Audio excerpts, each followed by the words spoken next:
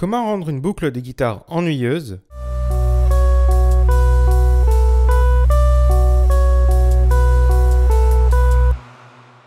en quelque chose de plus excitant?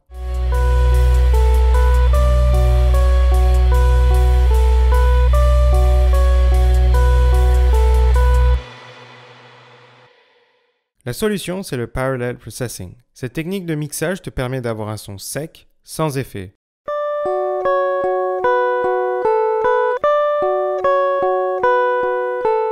Mélanger un son 100% wet et atmosphérique.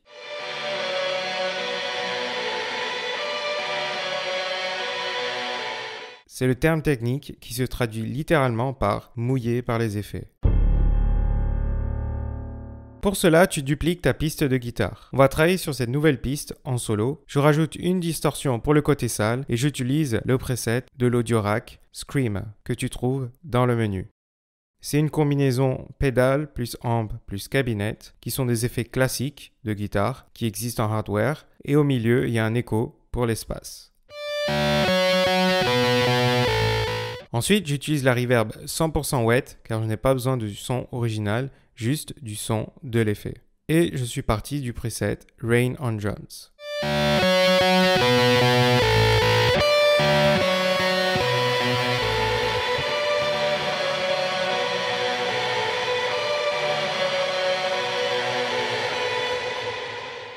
Et j'ai un EQ pour réduire les hauts et les subs pour garder ça propre. Et un peu de compression. Alors important de bien trouver l'équilibre de volume entre la piste dry sans effet et la piste wet avec effet. Il faut tout simplement écouter et ajuster. Tu peux aussi rajouter d'autres effets et t'amuser à changer l'ordre des effets, comme avoir la reverb avant la distorsion. L'idée n'est pas forcément d'aller dans la complexité en rajoutant une dizaine de plugins à la chaîne, mais surtout d'utiliser le Parallel Processing pour garder le punch du son original avec l'espace de la deuxième piste. Comme tu le vois, la guitare originale est 100% mono, ce qui donne un son bien punchy, et le deuxième layer est très stéréo, d'où le côté atmosphérique. En combinant les deux, on a le meilleur des deux mondes. Tu peux aussi décider de virer la piste originale, ce que je fais souvent, et de juste garder la piste texture si tu vas au-dessus rajouter des voix ou des leads, etc.